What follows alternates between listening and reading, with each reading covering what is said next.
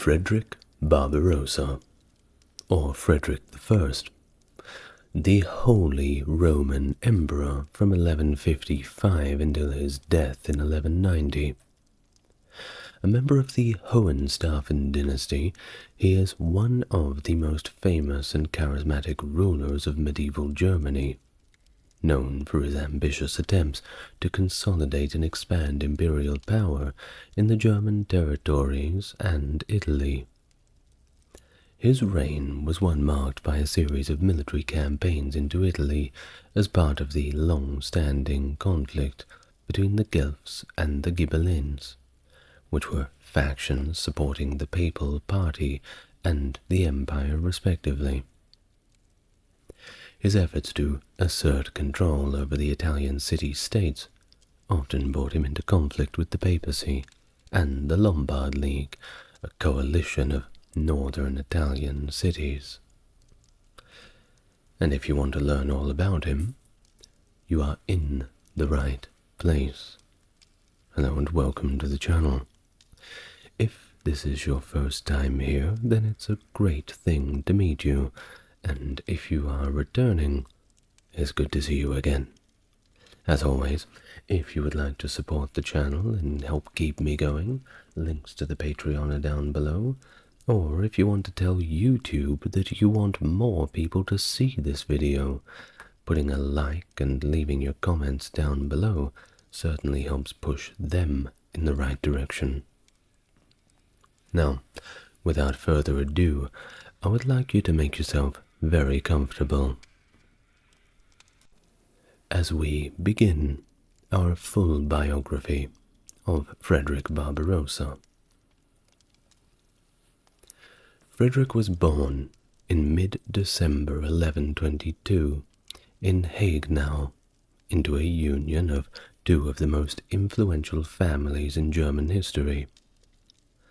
His father, Frederick II, Duke of Swabia, belonged to the Hohenstaufen family, and his mother, Judith of Bavaria, came from the Welf family. These families were so influential in Italian politics that their names were Italianized into Ghibellines from Waiblingen, the Hohenstaufen castle, and Guelphs, respectively. Frederick's lineage connected him to significant imperial bloodlines. Through his paternal grandmother, Agnes, Frederick was a descendant of the Salian dynasty, and that was a big deal as she was the daughter of Emperor Henry IV. Similarly, his maternal lineage traced back to Emperor Otto II and his wife Theophanu, connecting him to the prestigious Ottonian dynasty. These connections made Frederick a direct descendant of Emperor Otto the Great. Now, from a young age, Frederick was trained in the knightly arts of riding, hunting, and weaponry, although his formal education did not include reading, writing, or Latin, but these were skills that he acquired later on in life. His upbringing was marked by his participation in the Hoftag, informal and irregular assemblies of nobles that were a staple of political life in the Holy Roman Empire. These meetings were crucial in the political landscape of the time, providing young Frederick with essential exposure to the workings of imperial politics and governance. Notable Hoftag he attended during the reign of his uncle King Conrad III, including those of Strasbourg in 1141, Ulm in 1143, followed by Wurzburg and Worms in the following years of 1144 and 45. Now each time he went to one of these, it contributed to his deeper understanding of the empire's complex feudal structure. Kind of like when your dad takes you to the golf club and you hear how all the other grown-ups talk. Maybe a little simplified, but That's kind of how I imagine it. Either way, after all of these events and sort of listening more than speaking, he gained this understanding of that delicate balance of power that existed among the German nobility. In the early days of 1147, Frederick of Swabia made a significant decision. That decision was to join the Second Crusade, an undertaking initiated by his uncle. Rather after his uncle, Conrad III of Germany, publicly took the Crusader vow on the 28th of December 1146. This decision came against the wishes of his father, Duke Frederick II of Swabia, who was terminally ill and disapproved of his son's participation in the crusade. Duke Frederick II was concerned about the responsibilities Frederick would need to shoulder after his death, particularly the care of his widow and young half-brother. Despite his father's concerns, Frederick proceeded with his plans, influenced perhaps by his impending responsibilities and the desire to establish his own legacy. Well, before his departure, Frederick married Adelaide of Vohburg, solidifying his position and alliances within the realm. His father passed away on April 4th or perhaps April 6th of 1147, leaving Frederick to succeed him as the Duke of Swabia. Within mere weeks of his succession, Frederick set out with the German Crusader army from Regensburg. Of course, if you know anything about the Second Crusade, which you'd know a lot if you watched my video on it, the crusade journey was fraught with challenges from the very onset. While crossing the Byzantine Empire, an incident involving the murder of an ill crusader at a monastery outside Adrianople prompted King Conrad to order Frederick to take revenge. The subsequent actions taken by Frederick against the monastery and the perpetrators of the crime heightened tensions, but they were quickly contained through the intervention of the Byzantine general Prosuch, preventing a larger conflict. Well, it wasn't over for the German Crusaders as they faced further adversary when a flash flood struck their main camp in September of 1147, and it resulted in significant casualties.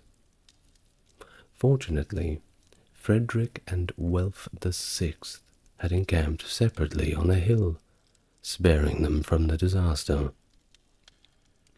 The survivors regrouped and continued on to Constantinople. The journey across Anatolia proved perilous, mainly due to being constantly attacked by the Turkish, forcing Conrad to reconsider their route. After a disastrous engagement near Dorylaeum, Conrad, falling ill and recognizing the untenable situation, retreated to Constantinople with a small retinue that included Frederick.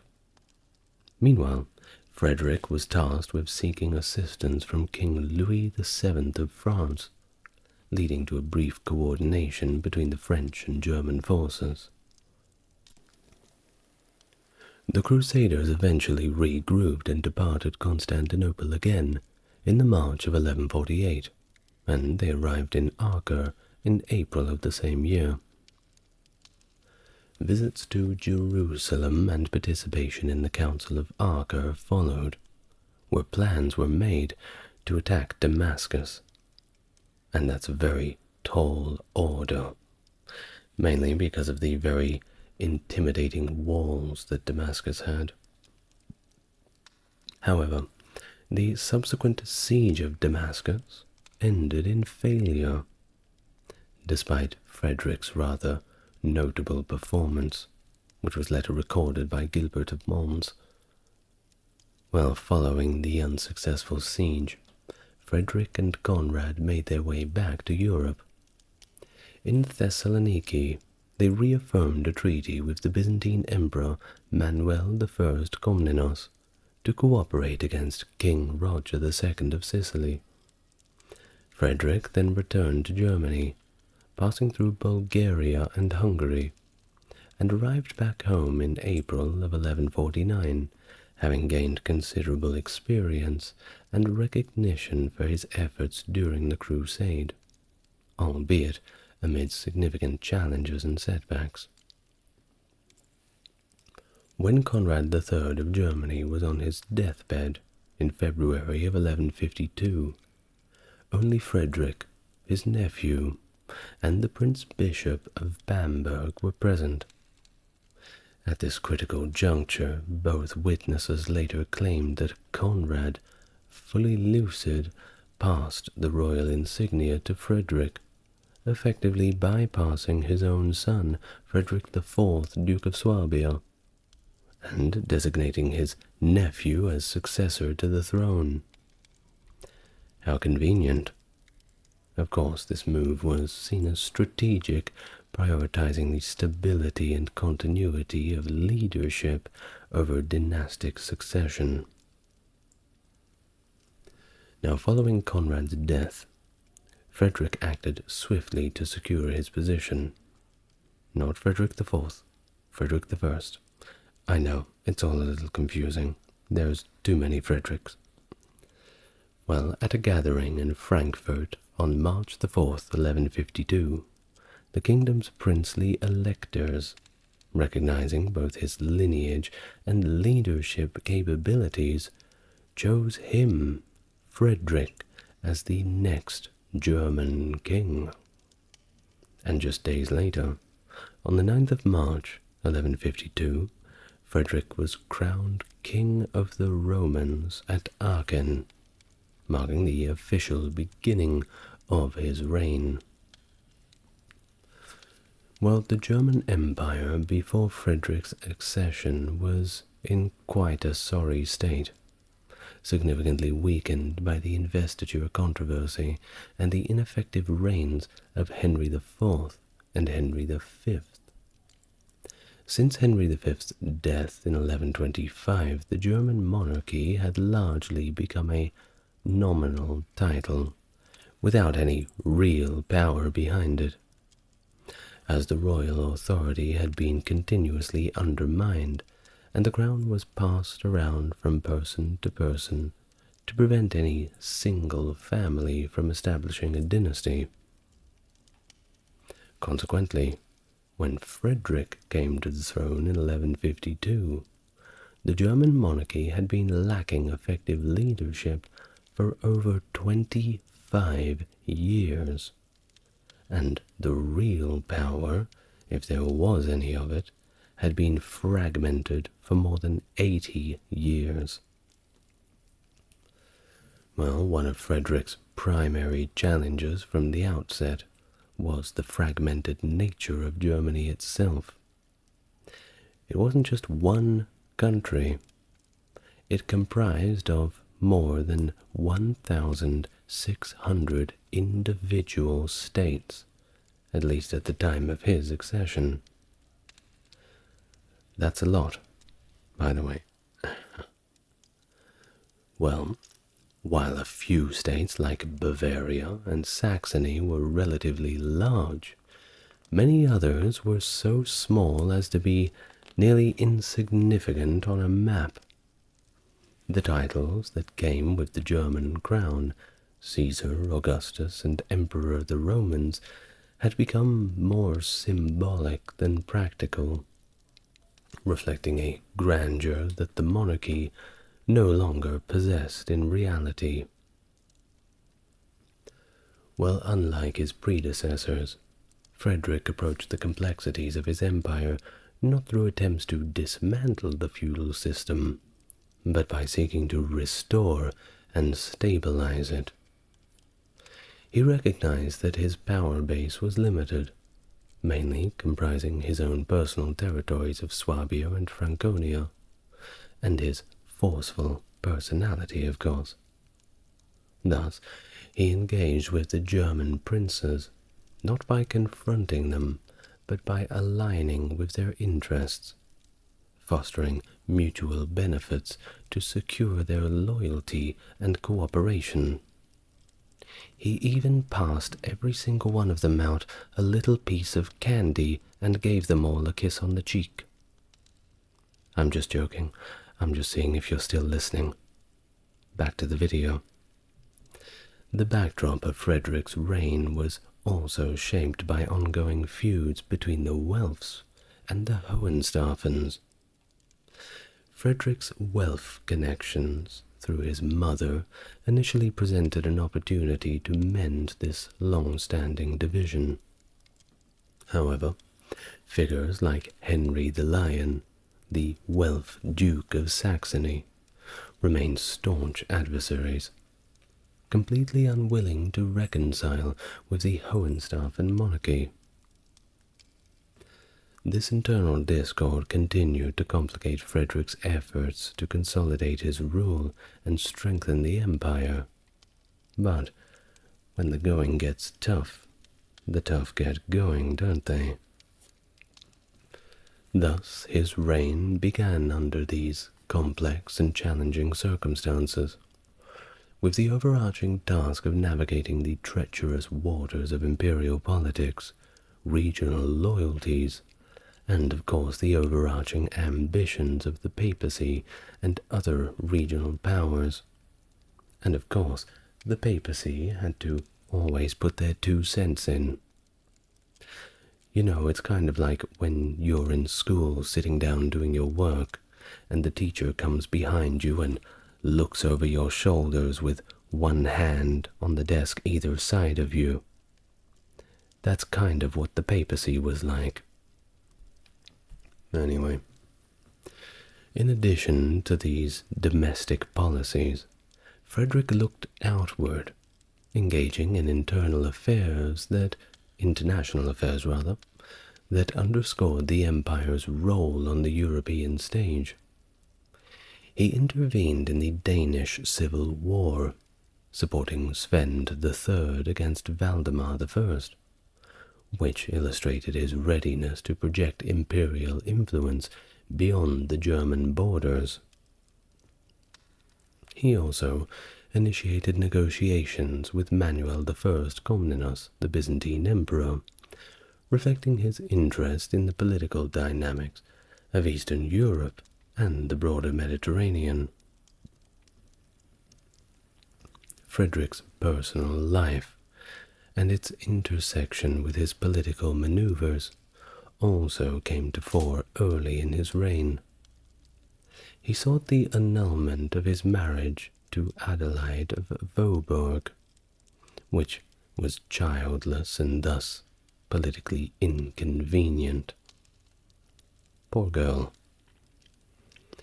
Claiming consanguinity based on distant shared ancestry, Frederick aimed to free himself from this union, to possibly forge a more advantageous marital alliance through his attempt to secure a bride from the Byzantine court, which initially failed. His relationships with the papacy was another critical aspect of his rule. Upon his election, Frederick had informed Pope Eugene III of his new position, but had notably left out requesting the papal confirmation traditionally sought by German kings. This oversight was addressed in March of 1153, when Frederick secured the Treaty of Constance with Pope Eugene. The treaty was a significant diplomatic achievement, as Frederick promised to defend the papacy and to consult the Pope before making peace with common enemies like King Roger II of Sicily. In return, he received papal approval for his coronation as the Holy Roman Emperor. The agreement also included a commitment to assist in reasserting papal control over Rome. Barbarossa initiated his reign with ambitious campaigns into Italy, marking his intent to restore imperial influence over the entire Italian peninsula. His first expedition in October of 1154 aimed to subdue the Norman king William I of Sicily, whose power was perceived as a threat to imperial authority. As Frederick marched through Italy, he quickly took Milan and then decisively destroyed Tortona for defying his rule. Do as you're told. Now he continued his campaign southward, and in either Pavia or Monza, one of the two, he was ceremonially crowned King of Italy, solidifying his authority in the region, regardless of what the other Italians thought of it. Well, the big prize, of course, was Rome, and upon approaching the city, Frederick found Pope Adrian IV contending with Arnold of Brescia, leader of a communal revolt. In a display of loyalty to the papacy, Frederick assisted in suppressing the revolt and ensuring Arnold's execution. However, his relationship with Adrian was tested when Frederick initially refused to perform the humble act of holding the Pope's stirrup, which led to a brief standoff. The situation was, however, resolved when Frederick relented, symbolizing his submission and respect towards papal authority. Sometimes you've just got to do what you can at the moment and get 'em back later. Well, this act allowed his subsequent coronation as Holy Roman Emperor by Adrian IV in June 1155, amidst tumultuous conditions, as his coronation actually sparked riots in Rome, and rather angry ones, which he had to suppress with brute force. The Italian campaign, however, wasn't all good news. It strained resources and exposed Frederick to the complexities of Italian politics, including the challenge of managing relations with the Byzantine Empire, and, of course, the internal strife within the German territories that he had left behind. His brief return to Germany was marked by efforts to consolidate power, including the transfer of the Duchy of Bavaria from Henry II Jasamirgott to his cousin Henry the Lion, a maneuver that stabilized the region, but also set the stage for conflicts down the line. And finally, Frederick found a new wife. Congratulations. His marriage to Beatrice of Burgundy in June of 1156 was not just a union of love, but also a strategic alliance that expanded his influence further into Western Europe. His declaration as the sole Augustus of Roman world was a bold statement, asserting the Holy Roman Empire's supremacy over the Byzantine Empire. I'm sure the Byzantines really enjoyed hearing that. And it also indicated his imperial ambitions were not simply confined to Germany and Italy alone. Frederick was going after the world. These early actions of Frederick highlight his skill as a military leader and diplomat, his commitment to restoring the glory of the Holy Roman Empire, and his complex relationship with the papacy. They effectively set the tone for a reign that would be characterized by both brilliant success and formidable challenges, together hand in hand. Well, the failure of Frederick's initial Italian campaign, and the subsequent peace terms that Pope Adrian IV negotiated with William I of Sicily left Frederick feeling somewhat slighted, particularly by the Pope's implication that the imperial crown was merely a papal gift. This strained the relationship between Frederick and the papacy, setting the stage for another conflict. In June 1158, seeking to assert his dominance and driven by a desire to subdue the Norman influence in southern Italy, Frederick embarked on his second Italian campaign. This expedition proved significant, culminating in the capture of Milan and the instigation of the Diet of Roncaglia. This assembly reasserted imperial control over northern Italy and initiated ecclesiastical reforms, marking the start of a prolonged conflict with the new Pope, Alexander III. Following the death of Adrian IV in 1159, the papal election resulted in a schism, producing two rival popes, that being Alexander III and the anti-pope Victor IV. The imperial support was crucial for legitimacy, and while Frederick was preoccupied with military operations, including the siege of Crema, he demanded that Alexander III submit to his authority, a demand which, after a little bit of confusion, Alexander staunchly refused. Subsequently, Victor went to the other guy and recognized Victor IV as the legitimate pope in 1160. This, of course, led Alexander to excommunicate both Frederick and Victor, but I'm fairly sure they saw this coming. The conflict with Alexander III significantly impacted the politics of the region, aligning the Norman king of Sicily with Alexander against Frederick. The struggle for papal recognition continued with an attempted council in 1162, which ultimately faltered when King Louis VII of France withdrew, upon realizing that Frederick had manipulated the proceedings, of course in favor of Victor and against Alexander. Not fair.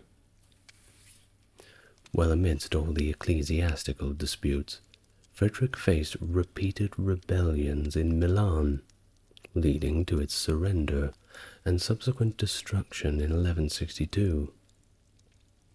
This harsh treatment of Milan coerced other northern Italian cities into submission as well, further solidifying imperial control, but also fostering a kind of resentment.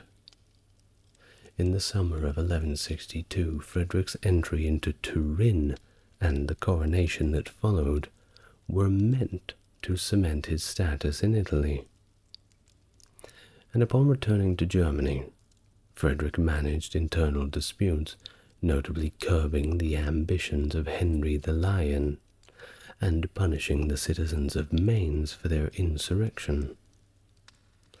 His third Italian expedition in 1163, aimed at conquering Sicily, was thwarted by a coalition of cities opposed to his rule, largely provoked by his imposition of imperial taxes. A significant, yet controversial act of Frederick during this period was the removal of the relics of the biblical Magi from Milan in 1164, which he then gifted to the Archbishop of Cologne.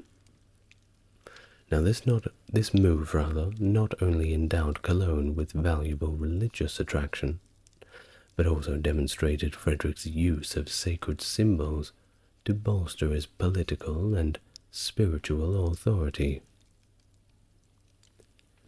Now back in the Rhineland, during a period of relative peace, Frederick organized the canonization of Charlemagne at Aachen, an event presided over by the anti-pope Pascal III. This event was significant not only for its religious implications, but also as a demonstration of Frederick's influence over the Church through his support of Pascal, who was not, of course, recognized by the mainstream Catholic Church, which was still led by Pope Alexander III, and who was still very, very annoyed with Frederick.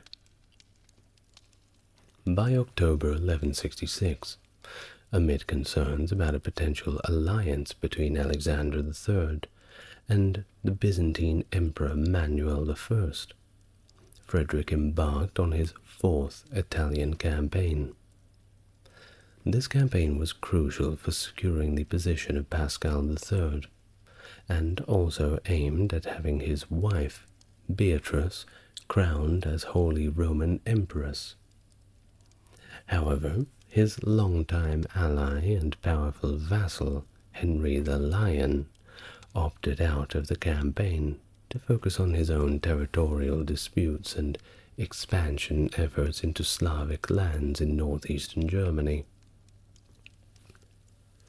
While Frederick's campaign initially focused on Ancona, which had pledged allegiance to the Byzantine Emperor, underscoring the broader conflict between the Holy Roman Empire and the Byzantine Empire over influence in Italy. However, after achieving a significant victory at the Battle of Monteporzio against Roman forces loyal to Pope Alexander III, Frederick abandoned the siege of Ancona and moved swiftly to Rome. It was there that Beatrice was crowned empress, and Frederick received a second coronation from Pascal III, reaffirming his claim and authority as the emperor. This campaign, however, took a dire turn when a sudden epidemic, which was probably malaria or the plague, struck the imperial army, causing significant casualties and forcing Frederick to run back to Germany. The epidemic marked a significant setback.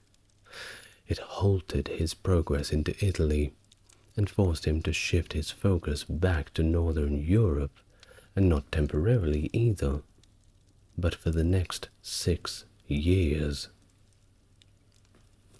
Putting plans on hold, it seems. Well, you can't keep a good man down, can't you? During this period in Germany, Frederick engaged in consolidating his rule and settling various ecclesiastical disputes, and there were plenty of them. He asserted imperial authority over the regions of Bohemia, Poland, and Hungary, and sought to improve diplomatic relations with other European powers, including Manuel of Byzantium, Henry II of England, and Louis VII of France.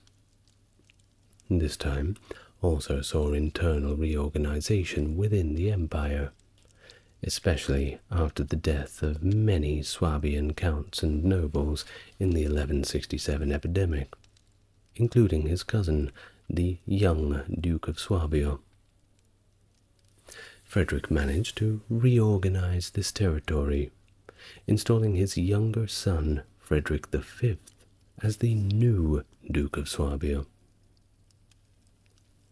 In 1169, among all of these internal and external challenges, Frederick took a significant step by having his eldest son, Henry, crowned King of the Romans, a title indicating the heir to the empire, while he himself retained the title of emperor.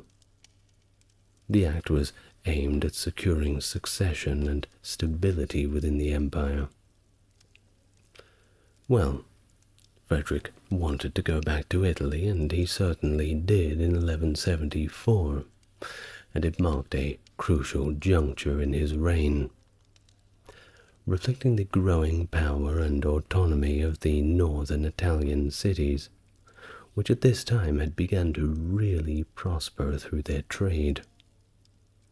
This economic prosperity contributed to a shift away from medieval feudalism, at least in its traditional political form. In a practical sense it remained, but it also helped fuel the increasing anti-German sentiment throughout Lombardy. This sentiment culminated in the restoration of Milan in 1169, a city that was previously razed by Frederick, which became a symbol of the resistance of the Lombards. By 1174, this resistance coalesced into the Lombard League, a coalition including not just Lombard cities, but also external powers such as Venice, Sicily, and the Byzantine Empire, all united together against Frederick. Divided by race, united by hatred. Well, this broad alliance reflected the shifting power dynamics in Italy and the broader Mediterranean region as a whole. Frederick had worked up quite a reputation. During this expedition, Frederick aimed to assert his control, but he was of course met with stiff resistance, leading to the stunning defeat at the Battle of Alessandria in 1175, which shocked the European continent due to the emperor's loss to city-states. Indeed, this is the emperor. He's not meant to lose. It would be like the United States losing against, I don't know, the Republic of the Congo and Gabon. Throw in Benin for good measure, and perhaps Equatorial Guinea. Well, the conflict reached a critical point at the Battle of Legnano on the 29th of May 1176, where Frederick was not only defeated, but also wounded, and a rumor began to spread that he had fallen in battle, for a time at least. Either way, the battle decisively weakened Frederick's position in Italy and forced him into peace negotiations, not only with the Pope, but the Lombard League as well. The subsequent Peace of Anagni in 1176 and the Peace of Venice in 1177 marked significant concessions by Frederick, including the formal recognition of Alexander III as Pope, effectively nullifying the decisions of the anti-Pope Pascal III, and ending Beatrice's tenure as Empress. Heartbreaking. These agreements echoed the resolution of the investiture controversy, seen a century earlier between Pope Gregory VII and Henry IV. The core issue, whether the Holy Roman Emperor could appoint popes and bishops, had been tentatively resolved in the Concordat of Worms, and was revised during Frederick's conflicts. The Peace of Venice symbolized Frederick's acknowledgement of papal authority over the papal states, while Alexander recognized imperial authority over the imperial church. Further reconciliation with the Italian city-states was solidified in the Peace of Constance in 1183. Frederick granted the Lombard cities the right to elect their own magistrates freely, which effectively conceded some of his control, but did secure his nominal overlordship over Italy, providing a basis to exert pressure on the papacy. To reinforce his rule after these setbacks in Italy, Frederick was crowned King of Burgundy in Arles on the 30th of June 1178. Although the German kings traditionally held this title since Conrad II, Frederick sought an official coronation by the Archbishop of Arles, underscoring his desire to strengthen his legitimacy and consolidate his reign following the tumultuous events in Italy. This act also reflected his ongoing efforts to stabilize his authority across the realm, addressing both internal challenges and the many complexities of Italian politics. Now back to Barbarossa's long-standing conflict with Henry the Lion, one of the most powerful German princes, and the Duke of Saxony and Bavaria, reached its climax after Henry failed to support Frederick's Italian campaign earlier in 1176. By 1180, Frederick capitalized on the enmity that the other German princes felt towards Henry to orchestrate his downfall.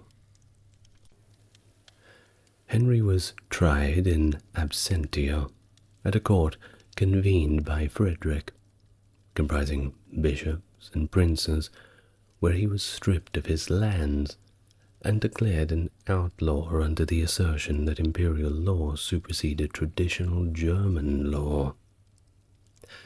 Frederick then led an army into Saxony to enforce this judgment, leading to Henry's ultimate submission in Erfurt in November of 1181, after his allies abandoned him. Henry was then exiled for 3 years to Normandy, under the protection of his father-in-law Henry II of England, and upon his return to Germany, he was confined to a much reduced duchy of Brunswick, leading a quieter life and engaging in arts and architectural patronage. Despite Frederick's official victory over Henry, the feudal structure in Germany meant that Frederick's control over Henry's former vassals was somewhat limited, as German feudal allegiance was owed directly to one's immediate lord and not to the emperor. This structural divergence significantly diluted the practical impact of Frederick's victory compared to what it might have been under the more centralized English feudal system.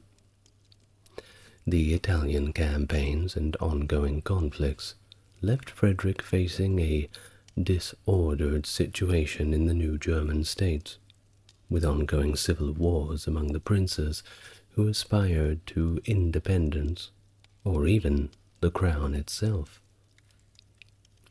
German hegemony in Italy at this point was nominal at its best, with the Pope remaining the dominant force there. After his defeats in Italy, Frederick had returned to Germany rather bitter and disheartened. No daylights nor heel taps. Facing princes who were consolidating their power and wealth, thereby entrenching their autonomous control. In 1184, in an attempt to consolidate his position and display his influence, Frederick hosted the Diet of Pentecost, a grand chivalric ceremony where he knighted his 2 eldest sons and celebrated with thousands of knights from across Germany. It was a night to remember. All right, I'll stop. This event, however, did not yield significant financial gains as it might have in other feudal systems like England or France, where substantial fees were expected on such occasions. Well, continuing his efforts to assert control in Italy, Frederick embarked on another Italian expedition in 1184, allying with local rural nobility against the Tuscan cities. In a strategic move to secure his family's future and strengthen his own position in Italy, he arranged the marriage of his son Henry to Constance of Sicily in 1186, despite opposition from Pope Urban III. This marriage aimed at securing the inheritance of the Kingdom of Sicily for the Hohenstaufen dynasty. The death of Pope Urban III later that year brought Gregory VIII to the papacy, who was more inclined towards a conciliatory approach with Frederick, and focused on the more dire reports from the Holy Land than on continuing the contentious power struggles with the emperor. In the late 1187, Frederick received urgent appeals from the Crusader states, urging him to assist them in the aftermath of significant Muslim victories. In early December, he was publicly supportive of a crusade at a sermon in Strasbourg, but he had hesitated to commit fully due to ongoing conflicts with the Archbishop Philip of Cologne. By Christmas, he had engaged King Philip II of France to join the crusade efforts. The 27th of March, 1188, at the Diet of Mainz. After resolving his conflict with the Archbishop of Cologne, Frederick finally took the Crusader vow, spurred by unanimous support from the assembly. His son, the Duke of Swabia, also took up the cross, while his elder son was designated as a regent in Germany, hold down the fort, so to speak.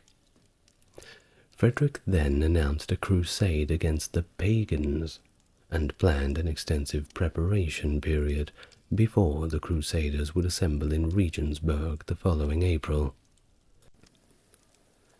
In Strasbourg, Frederick had implemented a tax on the Jewish community to finance the crusade, but he also took measures to protect them, preventing potential massacres similar to those during the previous crusades. And it all sounds very nice, but perhaps he was just trying to protect the highest tax bracket people. Maybe, my own speculation. After disturbances in Mainz, Frederick intervened to ensure the safety of the Jewish community, reinforcing his commitment with a public display alongside Rabbi Moses, who was also paying a lot of tax. Now, Frederick had previously established a treaty with Saladin in 1175, but his new commitment to a crusade, he formally notified Saladin of the termination of their alliance. As the preparations continued, Frederick engaged with various Eastern European and Byzantine officials to ensure safe passage and support for his crusading army. On the 15th of April, 1189, Frederick ceremonially began his crusade from Hagenau, embarking on a well-organized journey that was unprecedented in scale and planning. Despite historical claims of his army's size reaching 100,000, which are frankly laughable, modern estimates suggest a more modest number of 12 to 15,000, including around 3,000 to 4,000 knights. This is probably a bit more realistic. Now, Frederick's route took him through the lands of Hungary, Serbia, and Bulgaria, engaging with local rulers to secure their support or at least their neutrality. In Hungary, he managed to secure the cooperation of Prince Geza, who provided an escort through the lands of 2,000 Hungarian troops. By late 1189, Frederick had reached Byzantine territory, where he spent the winter to avoid the harsh Anatolian climate. In the spring of 1190, he moved to Gallipoli, preparing to cross into Asia Minor.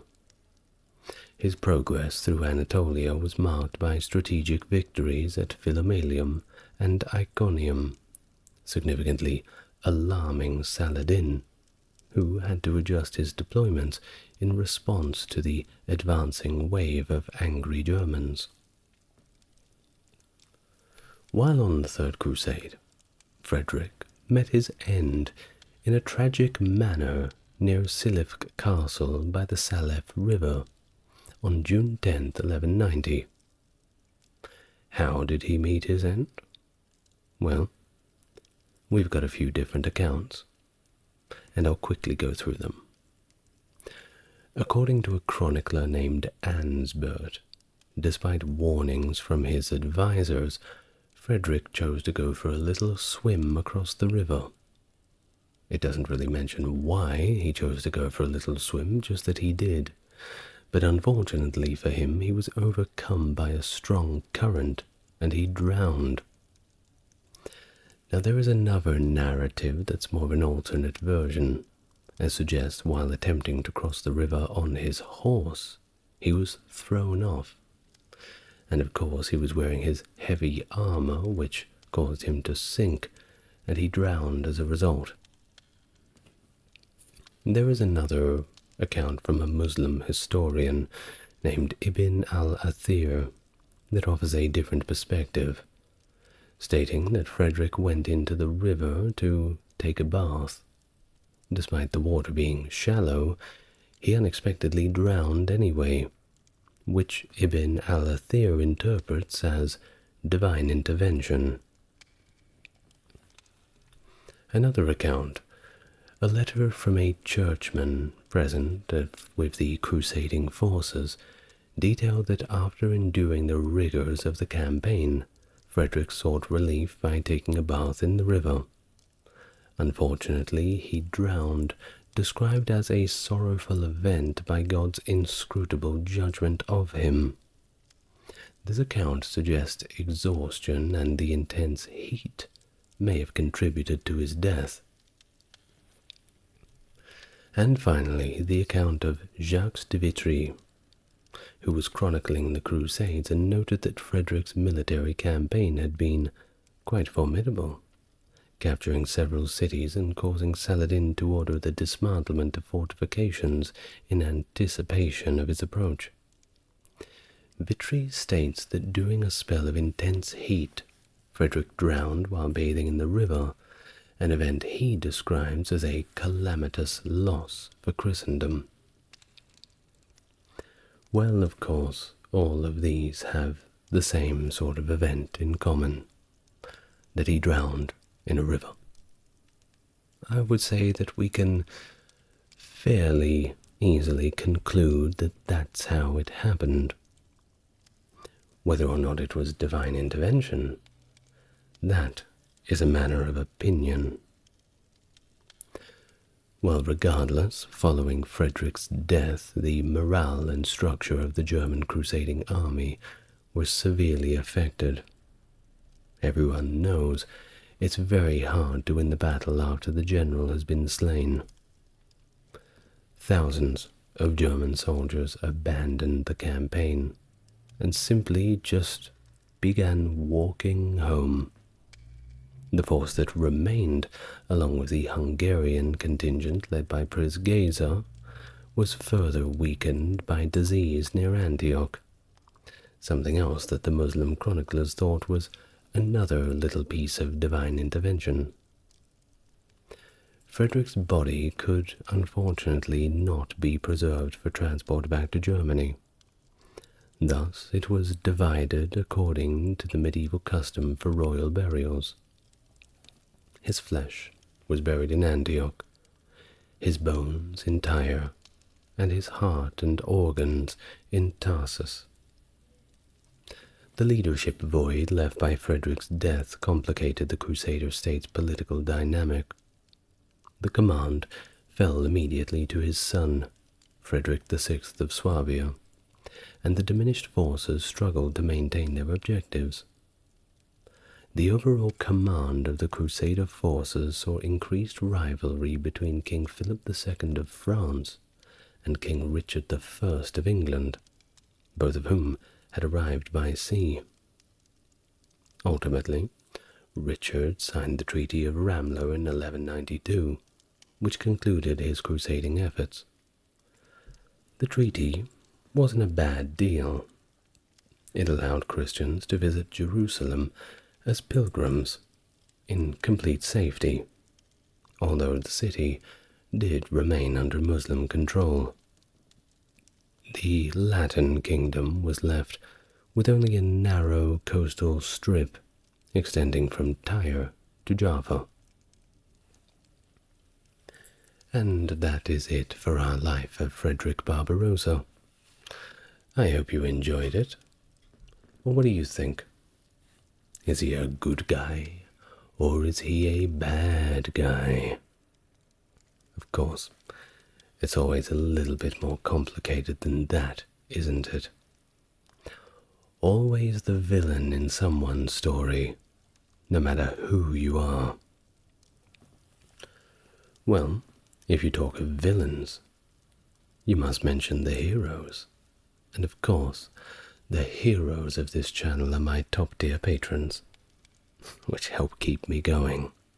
That is Stark Factory, JC, and Jeffrey. Thank you very much, lads. Appreciate your contribution, and if you, my friend, would like to make a contribution, I don't have to explain in great detail how you do it. Follow that link and away you go. But until next time, I'm very happy that you've made it this far. And wherever you are out there, take care of yourself and those around you. Until next time, good night, everyone.